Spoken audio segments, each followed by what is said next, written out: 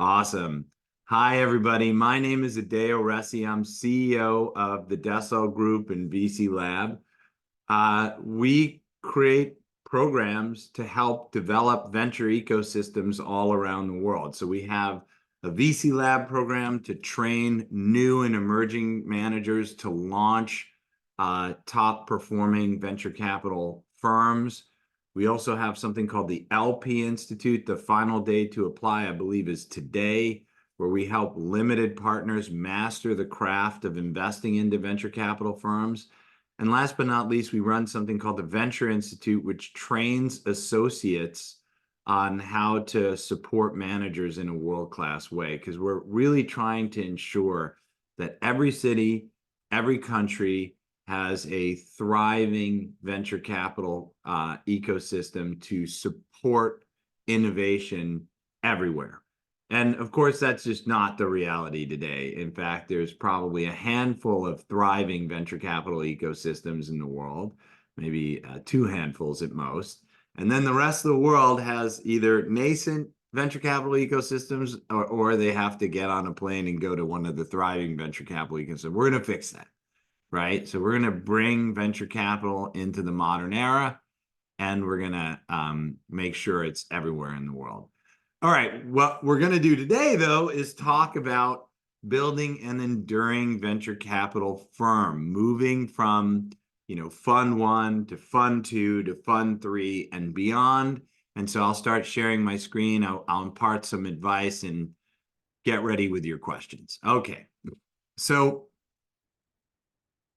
building an enduring venture capital firm requires planning, operations, and luck, right? Because you can do all the planning, you can have some of the best operations in the world, but if for any reason you don't get a winning portfolio company, that's going to be problematic to your success. So no matter how good you are at planning, no matter how good you are at operations, there's definitely some luck involved. And you may even have a few portfolio companies that look like they could be the breakout successes, right? And you're really optimistic and something happens, or there's a market shift and they don't get there, and that's going to impede your success, right? So luck is definitely very important. And really, if you're looking to build a enduring firm, pacing really matters, okay? So you're going to want to try to get 3 funds out in under 6 years. And you can look at it like kind of the 6 years is sort of what I would consider the minimum or maybe the maximum, better way to say, time frame. If it's taking you like 8 years or 9 years to get to fund 3, that's very concerning, because it just means something's wrong, right? Either your operations are wrong or you're not moving fast enough. So really, it's 6 years or less. I know managers that get to fund 3 in 3 years. I think that's a little fast, but anywhere from 3 to 6 years, and you're on sort of a pace of a manager and a firm that is really at the top of their game, right? And so this is important because it's a lot harder than it seems, and mainly because raising fund 3 is one of the hardest things that a manager can do, right? So fund 1 is hard, fund 2 is hard, but fund 3 is the hardest. And it's not me saying this, who's raised a lot of funds and helped a lot of managers get around it. Pretty much everyone I've talked to in the venture business has agreed with that and said the same thing unsolicited. And if you look at it, usually fund 1's pretty small. Certainly there's some big fund 1's, 25, $50 million, even beyond. But for the most part, fund 1's are small. Sequoia's first fund was $3 million. Lowercase Capital's first fund, the number one performing fund of all time, was $7 million. There's this Kajora in Asia. Their first fund was $2 million, right? So there's this lore that your first, and Kajora is now like $1 billion under management. So there's this lore that these first funds need to be big, or it's just not true. I just cited some of the best firms in the world around the world as well, and all their first funds were small. 500 startups first fund was $5 million, right? So I can keep going. But the truth is that it's this very stressful fund one, because you kind of are learning the rope. You're learning by doing, right? And it takes a lot of time, right? So we're trying to help with VC Lab to condense that time and reduce the stress, but it still takes time and it's still stressful. Fund two is usually the easiest of the bunch, just because a lot of your fund one limited partners automatically presume to come into fund two. And by the time you're on fund two, you can unlock a lot of larger limited partners that are hesitant to come into fund one. So you might have talked to some institutions, some companies, etc., and they kind of drag their feet. Well, they're dragging their feet because they're really thinking to come into fund two.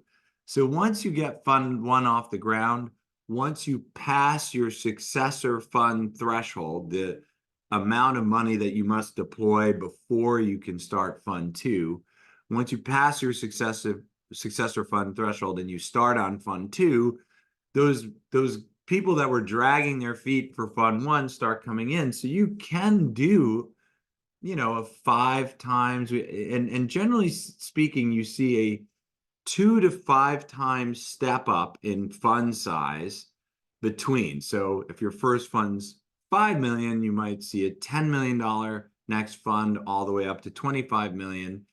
Generally, your biggest step up is in fund two, and you tend to see smaller step ups in fund three. And one of the major reasons the big step ups in fund two is that all that institutional money, all those people that drag their feet on fund one, once you get fund one off the ground, are like, okay, I'm in. Plus, you have all your existing limited partners, many of whom will come in as well. And some of them even re-up if you do well. So for more. So your 5 might become 10, and then you add in all that new interest and you can get to like 25, right? So but you can only do that if you're well organized, right? But then the pedal hits the metal, so to speak, when you get to fund three. Either you've got the goods or you're kind of in trouble. And what ends up happening in fund three is you kind of have the goods, right? So you have to create this narrative that you have the goods, because very rarely within, 3 to 6 years, if you wait longer, so you're 6 years, you start getting possibly some DPI from fund one, you start getting some good markups from fund one, and you can talk about that, and it makes fund three a little bit better. But if you don't have the DPI and your markups are good but not great, which is what happens with most managers, right? It becomes tricky with fund three, because your fund three is a crossover fund between being an emerging manager and established manager. So when you want to go after really big pockets of capital, they do a lot of diligence, like a lot of diligence. And you just don't have the track record that you need. Usually at fund three, you have just the beginnings of that track record, and that makes it really hard, because you can't quite pass the diligence with the bigger LPs that you need to get to the bigger fund sizes.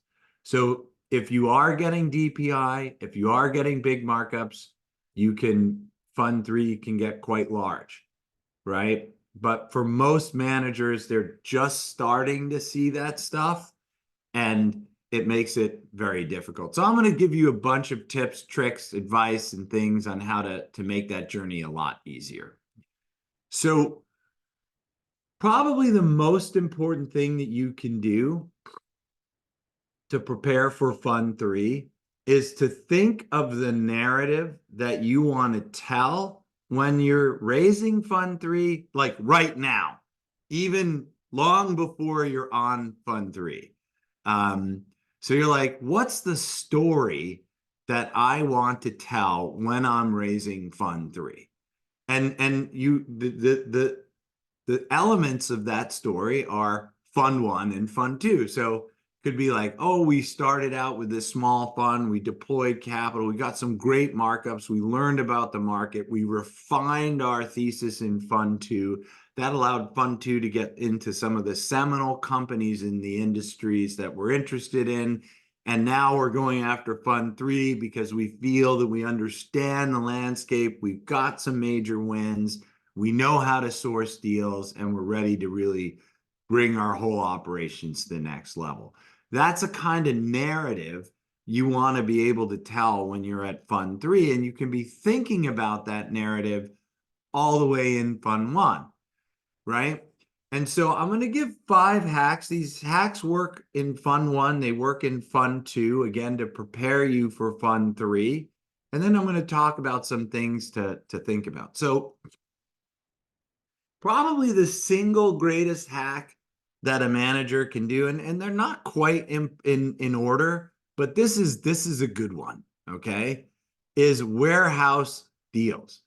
And what I mean by that, if possible, in the preferable way, is to take your own personal investments, if you can, make them as large as you can to be similar to what the fund would do, and then transfer them into the fund when it's getting started.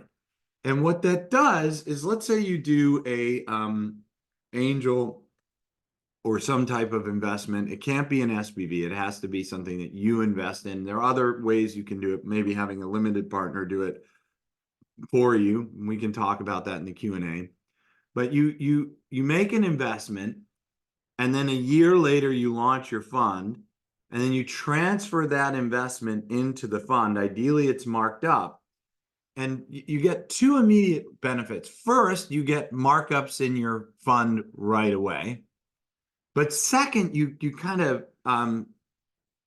cheat, not the best word, but you kind of hack time a little bit, because now you have a portfolio company that's a year older than all of your other companies. So let's say by the time you get to fund three, let's say it takes you 5 years, you might have some portfolio companies from fund one that are now 6 years old. And age is super important, because the older something is, the more likely it is to be bigger, the more likely it is to exit, the more likely it is to have markups. So this is just one of the best ways to get that excellent performance, and possibly even DPI, cash on cash returns, by fund three, is to warehouse amazing deals that you've done personally in fund one. It's one of the best tracks. And you can actually warehouse in fund two. There are ways to warehouse that we can go into, but I'll give one right now.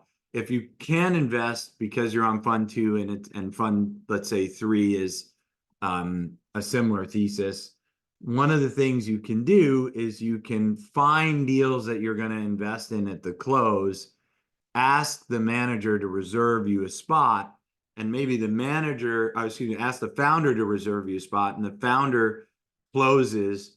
It may take you a little extra time to close, 3-4 months, but they hold a spot for you. So now, again, you're kind of hacking time. You're getting in a previous round a few months later. And again, that just helps get momentum, get markups, and all the like. The second hack, and this applies to fund one, fund two, fund three, is oversubscribe. And so many managers get this wrong. It's shocking. Okay. You got to set a fund size that you're going to beat. Okay. Or at least hit, but preferably beat.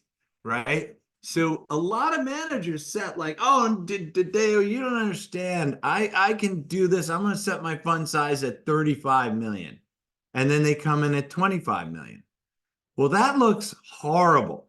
Okay, that looks horrible for fund two, fund three, and you introduce fundraising risk, because all this stuff is public, because you have to file things. So with government agencies, and they can be looked up. You form something in the U.S. called the Form ADV. you file the Form ADV, it says what your intended fund size is. So if you say it's 35 and then you go around and you close on 25, like literally everyone will know because you filed this thing that says 35. So any person that does diligence, any entity that does diligence will figure this out and be like, and they'll ask you. Sometimes they don't ask you and they just don't invest, but they're like, well, you wanted to raise 35 and you only raised 25. What happened? And you're going to have to come up, like that doesn't look good, right? That's not a buying, that's not a sign of buying. That's a sign of concern from the limited partner. And so that just makes your fundraising on fund 2 and fund 3 harder. So and here's another thing.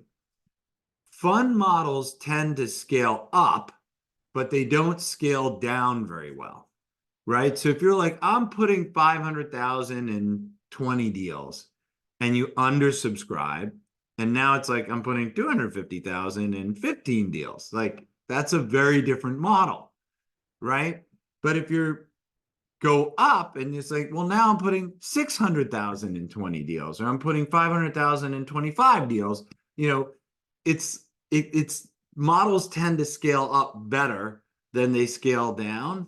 So just aim for something that you can definitely beat for your fund size, right? Like it's a layup, right? And you can go as much as 2x, and that makes you look great because you're like, yeah, I wanted to raise a $5 million fund, but I ended up doing a $10 million fund. Lots of people wanted, and lots of LPs wanted to back me.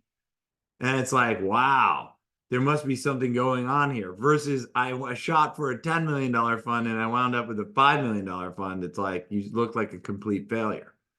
So it's like kind of a stupid hack, but like everyone gets this wrong. Everyone gets this wrong. They shoot too high and often miss, or sometimes they hit it and then they're like, hitting it is not an achievement. Beating it is what you want to do, right? Because then it shows to future people looking to back. Because then you could say, look, and we'll probably oversubscribe on this fund, so you better move to make a decision to come in, right? It just works so much in your favor. I can't stress this enough. Most managers, even later managers, make this mistake, and it's not a fatal mistake, but it's a bad mistake that can haunt you for your whole venture career. Okay. The next thing, this seems sort of obvious, but I can tell you this is another major area of problems with new and emerging managers, and it's really what I'll call fund operations or operations, right? Basically, most managers kind of get the thing across the finish line, raise the money, they start making investments, and they kind of operationalize. They kind of become like a better angel, if you will, but not quite like a great fund. And that's a problem, right? You need to have, by the time fund 1 hits its successor fund threshold, which is usually, it's a term defined in your LPA saying when you can start your next fund. So by the time you hit your successor fund threshold, you need to have really good reporting. You need to have investor relations with your limited partners. You need to have really good deal memos. You need to have you gotta get to like operational, I'm going to say excellence, but even that's a little bit of a reach. Just really good operations, and if possible, operational excellence, because the larger LPs that will come into fund 2 and definitely are needed for fund 3 will look at your deal memos. They'll look at your quarterly or annual reports, and they're going to evaluate, like, how are the operations of this fund? Are you guys doing annual investor meetings for the LPs? Are you following up with portfolio companies properly? They're going to really look at everything that you do, everything, your reports, everything. They'll ask who's your back office providers. If you don't have this buttoned up, it's going to be almost impossible for you to raise those larger LPs. And so the issue then becomes, instead of going from, let's say, a 5 to a 10 or $20 million fund two, so 5 million fund one, 20 million fund two, you'll go from a 5 to a 5, right? Because until you get that operational excellence, right, you're not going to be able to raise the larger LPs because you will not pass their diligence, right? So you really have to do this. And you don't need it day one on fund one. And of course, the same thing is true for fund two. You'll get better, hopefully, as you operate fund two. But really, as I said, by the time you hit that successor fund threshold, you want to have reporting, investor relations, deal memos and investing processes kind of running smoothly, at least. This is another super important thing.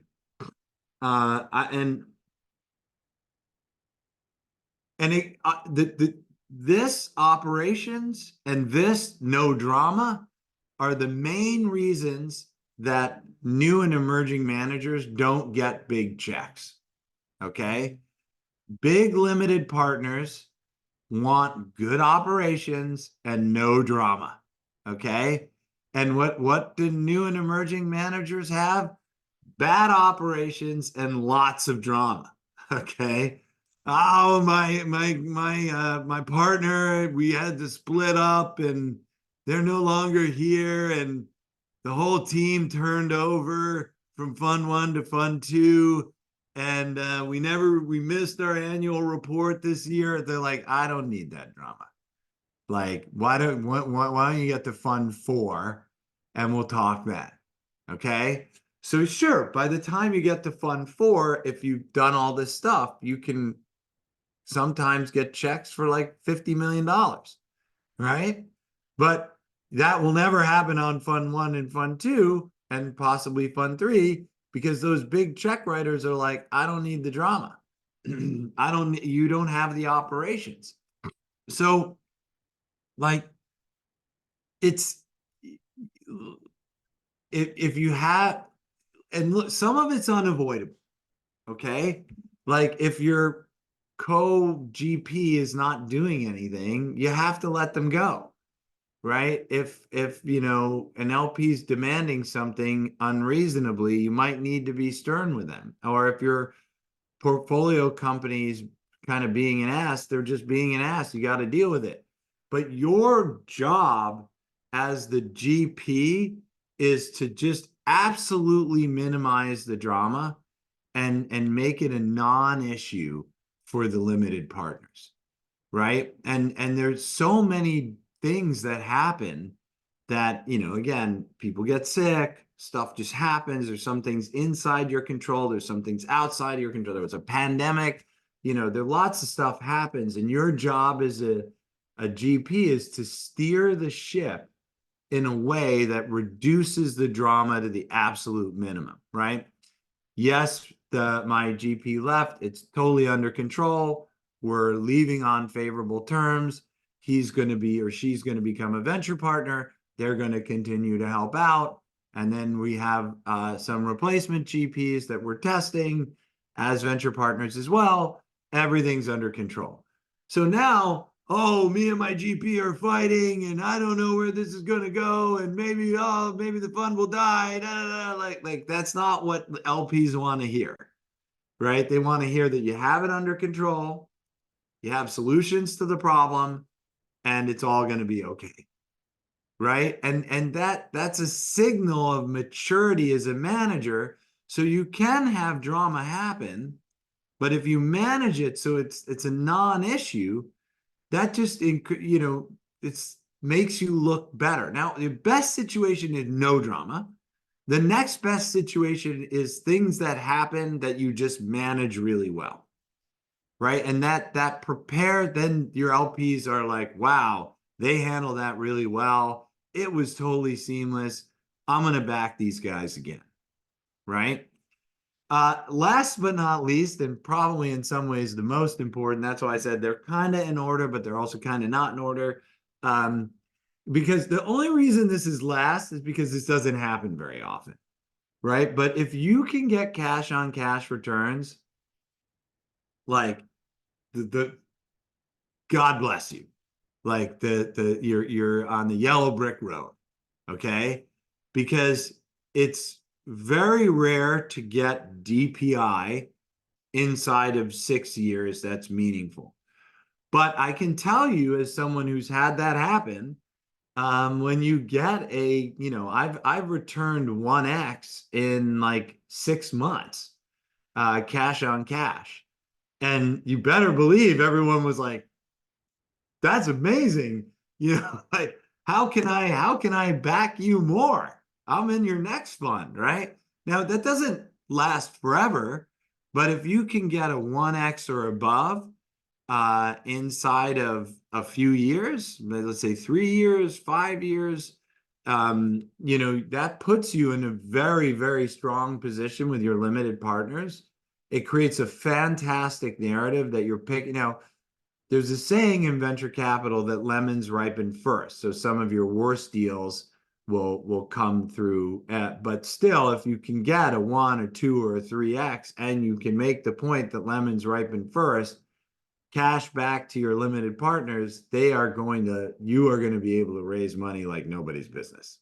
All right. You are literally going to be a fundraising champion because it's rare. And when you do it, limited partners take notice, and you'll get new limited partners, existing limited partners, and they'll not only come back, but they'll often put more, right? So it is the best, though it's very rare and it's in many cases outside of your control.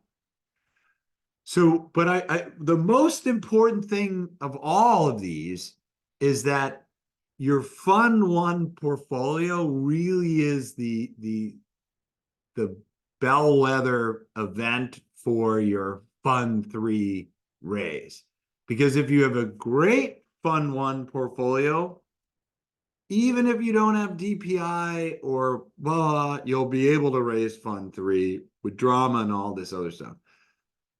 If you've got a mediocre or kind of bad fund one portfolio, you're screwed, right? It's going to be very, very, very, very, very hard.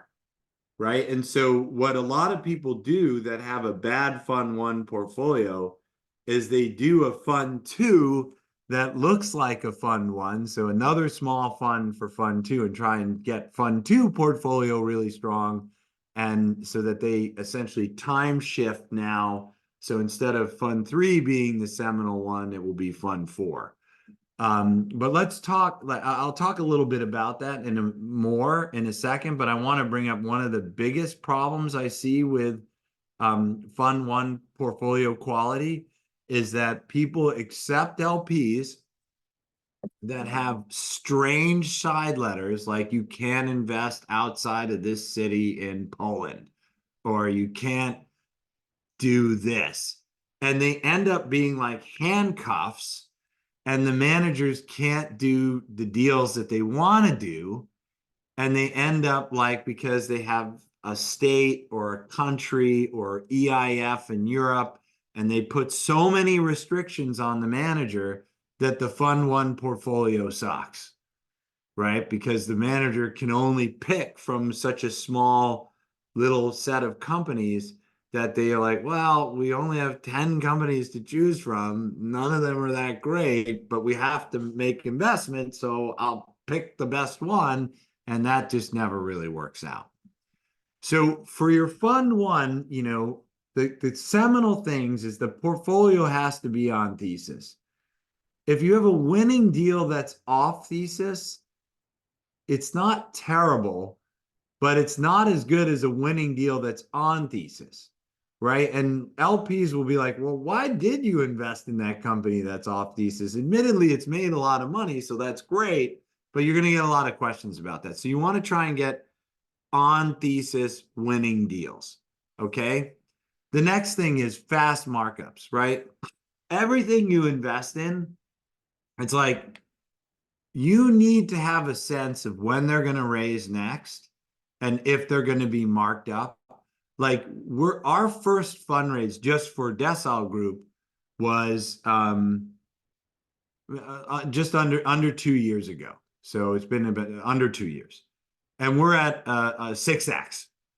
Okay, so 6x in a year and change, or under 2 years, right? It's not great. They're right now. I mean, it's not bad. Don't get me wrong. I think it's pretty good. But there are companies right now that you can invest in and get 100x in 1 year. I would say those are still very rare in AI. They're 50x in a year are more common, 25x are more common, right? So there's a lot of markups happening right now, and you've got to get in deals that are going to get those markups. All right? Because that's your narrative. And then, if they get the markups, but they're not interesting or they're not hot in any way, or they're not covered in the media, or they don't have any buzz around them, that's good, but it's better if they do, because you want reference deals. You want deals that LPs are like, oh, you're in that company? That's amazing.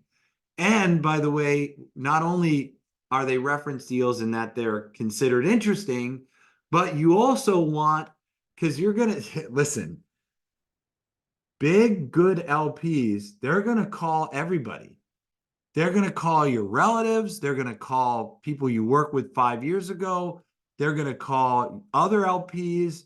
They're going to call portfolio companies. So if you have a portfolio company that's really good, has great markups, a big LP coming into Fund 3 will call the CEO of that company that you did in Fund 1 for sure, I promise you. And whether you put them on a reference list or not, and be like, what do you think of so and so? So you have to have these people, or these portfolio companies really have your back, right? All right, so I'm going to throw out some additional considerations, and then we'll go to questions. So get your questions in the Q&A. So as you move, you may start out as a solo GP or two GPs or whatever, but as you move to Fund 2 and Fund 3, you need to start building a team, and that team needs to have career growth. Otherwise, if you have a complete turnover every fund, that's not going to look very good to the larger LPs. And they diligence that as well. They'll call your team. They'll call references of your team. They'll call past team members, right? So there are hacks here. I'll give you a quick hack right now. If you're evaluating a partner, make them a venture partner. Venture partners are expected to have turnover. If you're evaluating an associate, make them a venture partner, right? Make them a smaller venture partner. So this way, if they don't work out in the fund, you can get rid of them, and maybe they don't vest any carried interest upside, but at least you've now battle tested them. And then in the next fund, you bring them in and say, yeah, they were a venture partner in Fund 1. Now he's working as a principal, and this person's a partner or a junior partner, whatever. So you're like telling us a narrative. There's career growth. It looks good. It looks like you're building an institution, right? Which is what you want. You've got to think about your model and fund size, right? Like, to some extent, you got to be thinking again on Fund 1. You got to be thinking about Fund 2 and Fund 3, how you want this to grow, how big you want Fund 2 to be, how big you want Fund 3 to be. And it doesn't mean like you don't need it to be perfect, and things will change, right? You could do really well and be able to you say, I want to do a $50 million Fund 3, Fund Run does great, you get good DPI. And then you can go and do $100 million Fund 3. right? But you want to have that sense of how your model's going to work, how your team is going to grow, and how your fund size is going to grow, and how your funds are going to stack. And you may even have different fund types. Like you might have like a an AI fund is fund one, and fund two is AI. But then maybe you launch also a deep tech fund one as well. So you want a sense of where you're going, right? And I'm happy to talk about that in questions as well. And then you want to be thinking about your total addressable market. And this is an interesting idea that I've talked a lot with Barry Eggers about. And it's and of course you always, hopefully most of you know what this term is because you deal with it with your startups, but you have the same thing with funds as well, which is like how big can whatever your fund thesis be? What is a good fund size within that total addressable market of your thesis, right? What's a good set of fund sizes there? Because they're like a $5 million fund may be great for certain markets, but $100 million fund may not work at all in that same market. So understanding the market that you're going after with your thesis and where there's room to grow with your fund size, what might be too big a fund size, or if it's too small a fund size. Like right now, like a $5 million Series A fund focused on AI would be a preposterous thing, right? Because by the time people are raising Series A, $5 million is a rounding error for a lot of those AI companies. So really, looking at the market, looking at your fund size for fund one, fund two, fund three, and really having an informed idea on what the right size of your fund is, for the market opportunity for you to make the maximum returns is really something you should be thinking about.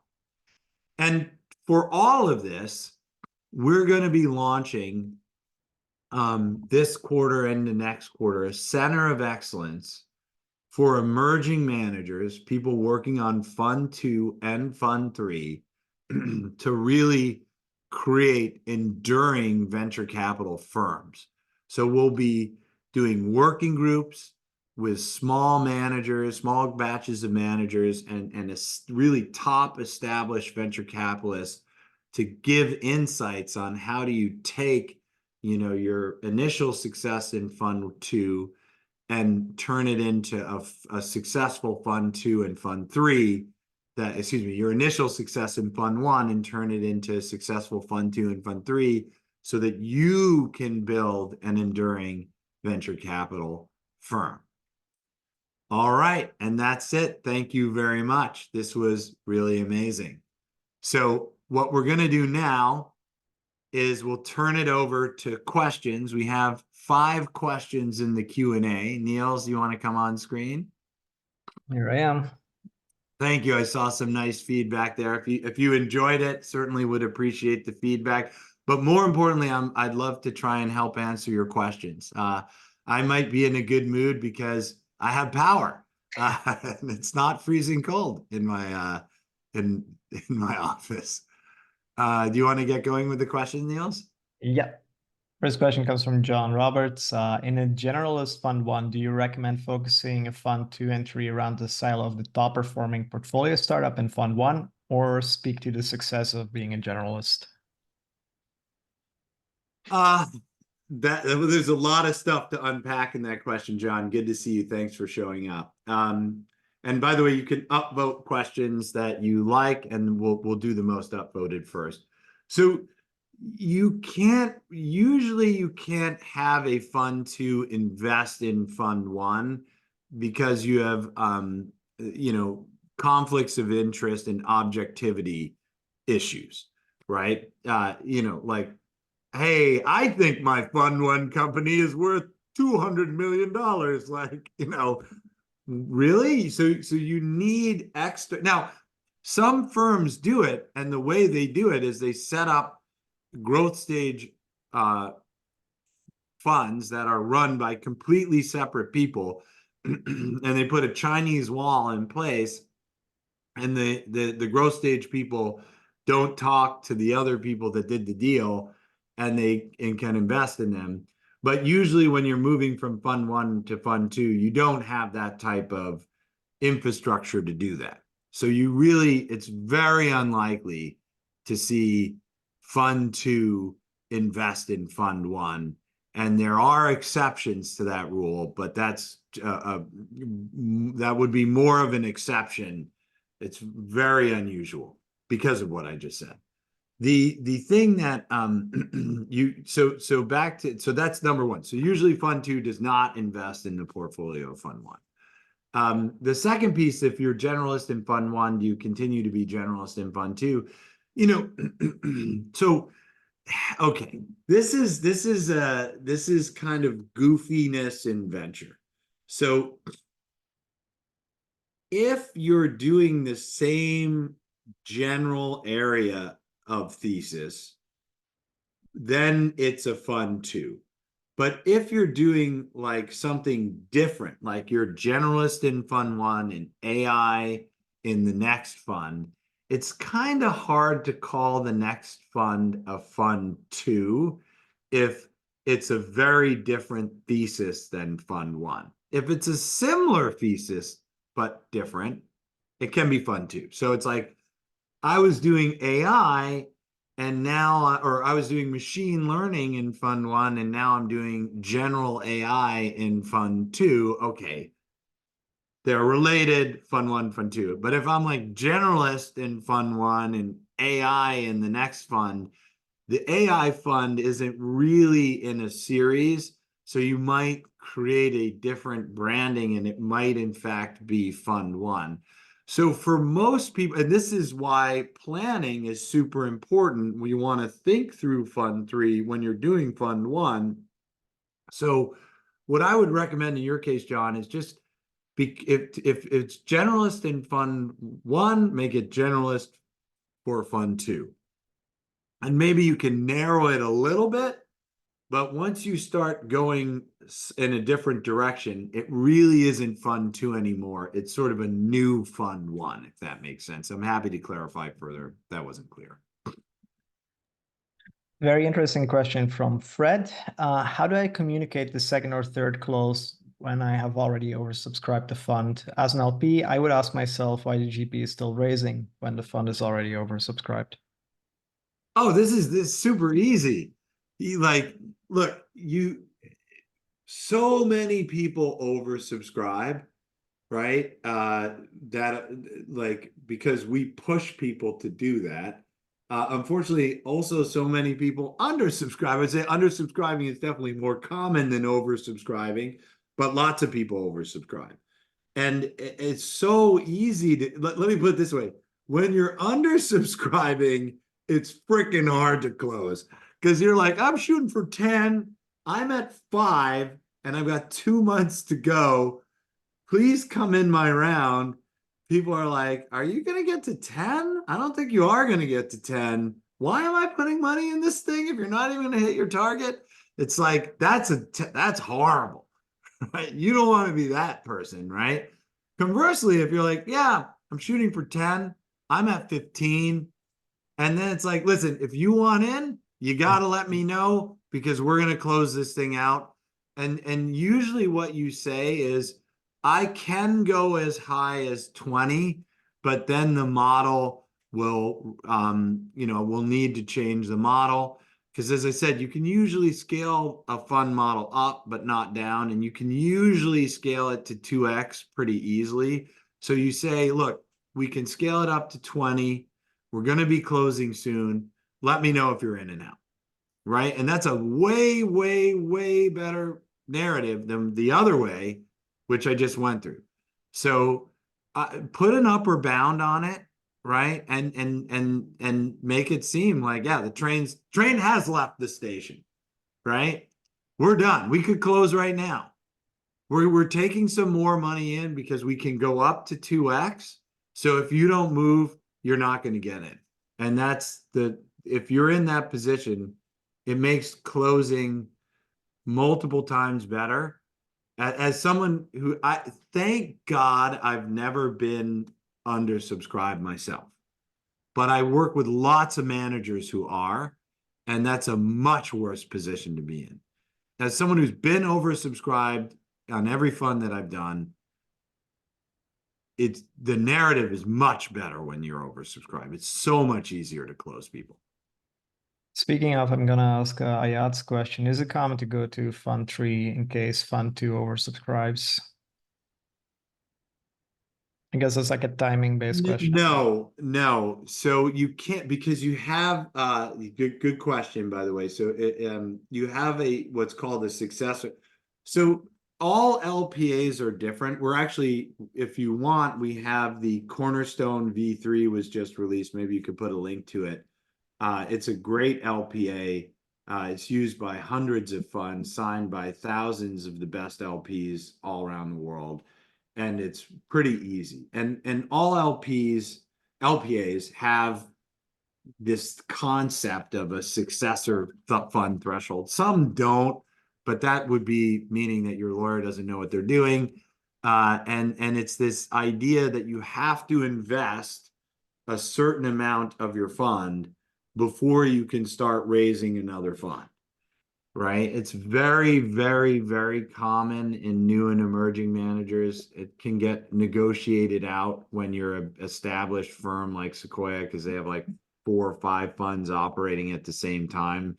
But still, they may have the successor fund threshold for a track. Like if Sequoia Growth might not be able to do Sequoia Growth 3 until they hit the successor fund threshold of Sequoia Growth 2. The successor fund threshold is a percentage usually of your capital committed that must be deployed before you can start the next one. So the answer to that one is, even if you oversubscribe, you can't take that money and put it in Fund 3. What you do is you say, look, we're done fundraising now, but you can come into Fund 3 and we're going to be opening it up in 12 to 18 months. And really, then you need to look at what your deployment schedule is and your successor fund threshold. And this brings up, I'll tangent on this. I see there's some questions in there. Setting most LPs want your successor fund threshold to be 70%. If you want to get to the next fund, let's say you're you think you're going to be oversubscribed, you could say, hey, we want to set it at 50% and just say there's so much demand. I want to get to my next fund very quickly. So I'm going to have a lower successor fund threshold than 70%.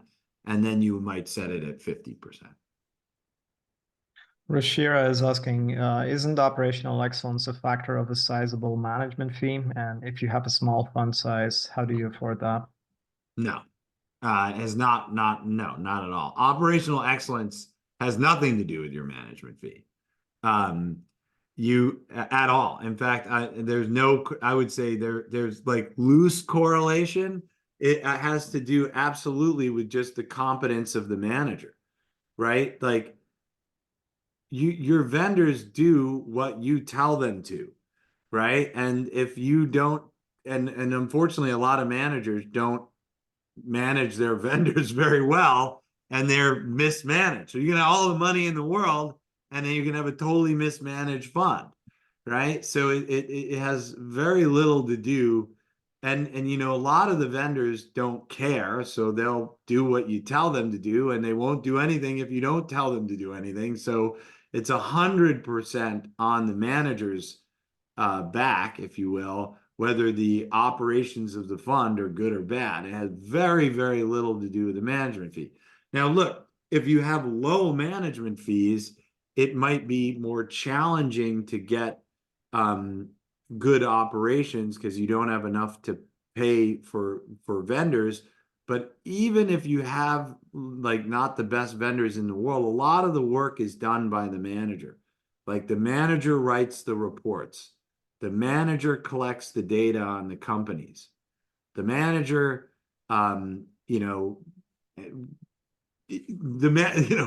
like for better or for worse. And by the way, if you talk to someone like a Steve Jurvetson who spoke at Founder X, Steve does all his own due diligence.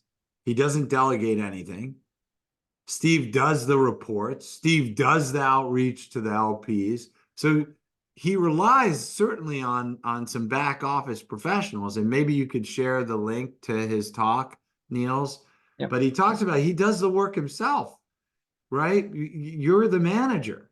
Now, maybe Steve is a little bit too hands-on, right? But he's definitely one of the best investors in the world alive today, right? And he does it all himself. So, this idea of these management fees, and I'll talk another side of this briefly, and then we'll go to the next question. So, management fees often go on a waterfall, and you have a higher amount. So let's say it's a 2% average over 10 years. So that's 20%, right? 2 times 10, 20. But you don't take 2, 2, 2, 2, 2 for 10 years, right? Because year 10, you don't need that much money, right? That's a lot of money. So you usually start with like 3 or 3.5 in your active investment period, and then you tail it down later on. So even if you have a smaller fund size, you might have more management fees when you're actively investing, which allows you to afford the things you need. We may need to go rapid fire on these. We have 5 minutes left. Okay. Zara has an idea for a venture capital firm that mixes volunteering with building businesses in third world countries. It's just an idea at the moment. She's asking, should I go the venture capital route or the entrepreneur route? Yeah, that's not a VC fund. So it doesn't mean that you shouldn't do it, but it's probably more an entrepreneurial route. That's not a VC fund. VC funds are high risk, high reward investing in enterprises that can, get a large multiple on the entire fund. So if you take, let's say you're doing 10 deals, so 10% of your money is invested per deal, roughly on average, right? Now, that company should be able to return 10x on the fund, on the whole fund, not just the investment. And so when you start doing economic development and helping small businesses, they just don't have the ability to return that type of capital. And so the model just doesn't work, right? Because the death rate is so high in early stage and mid stage companies that the venture model works on the power law, and that you have to bet on things that can get those outsized returns. How do you legally transfer the investments from one company to the fund when the money was already spent? Yeah, so you can't do it as a company. You can only do it as a person. So you can't take an SPV, you can't take anything and transfer it to a fund. You can only transfer investments that were done by individuals. So if you're, what you do is you make an angel investment, or maybe you partner with an LP, and the LP invests and agrees to transfer it in. And then this is very common. It's done. I don't know. I would say 70% of the firms that we help transfer in pre-existing deals that the manager or a limited partner has done into the fund. So it's very common. There's standard paperwork, all this. How many companies should a 5 million fund one invest in? Yeah, so that really depends. There's 3 strategies of portfolio diversification, from a very focused model to a very dispersed model, and maybe you could put a link in the chat about those different models, Niels. So it really depends on your strategy. So a dispersed model, you're doing lots of investment. A focused model, you're investing with a great deal of conviction. So it's kind of it's up to you and your strategy. Is it normally okay to increase the geographic focus from fund 1 to fund 3? Generally speaking, no, because limit, and this is a huge issue. In fact, I just was dealing with managers yesterday. Limited partners like focused geography. So you generally don't expand geography because limited partners want you only investing in the US or only investing in Europe. They don't like Europe and the US because they have to deal with all the regulatory tax and other things of both domiciles. Is it normally okay to increase the, okay, we covered that. Which one should, Oh, let's see. oh, there's one about since we're getting 50K commitments and we're going to make capital calls based on them with some LPs, we transfer really small amounts. Right. Okay. So this is a capital call question. No one here should take $50,000 commitments from limited partners. We have introduced something called the supporter role. Do you want to pop that in the chat? Where you might take 5 really well connected, super helpful people as 50K limited partners, and you have an arrangement with them where they leave you alone. But to your point, a 50K investment is a horrible, horrible thing for a fund. It's not really, it's a massive pain in your butt to administer. Yeah, it's unprofitable. You should not take 50,000 investors. Maybe 4 or 5 max in a fund. And then last question, we got through all the questions. This is great. Assuming fund 1 lacks follow-on reserves, could you outline the implication for LPs with an opportunity fund in fund 2? No. Don't do any of that. If what you do, fund 1 will almost never have follow-on reserves because you have to keep it small usually for a variety of reasons. And so what you do is you do follow-on SPVs and you offer that opportunity to your limited partners and usually pro rata, and you say, hey, thank you for coming into fund 1. We got this great portfolio company. It's doing really well. They're raising another round. We've got an allocation. Do you want in, yes or no? And that works very well. And then fund 2, you can get it bigger. You'll have space for follow-on reserves. All right. Speaking of limited partners and funds, I'm actually interviewing a limited partner for the LP Institute right now. This was fantastic, everybody. Hopefully it was useful. Really love connecting with everyone and answering some of the questions. Thanks, everyone. Bye, everyone.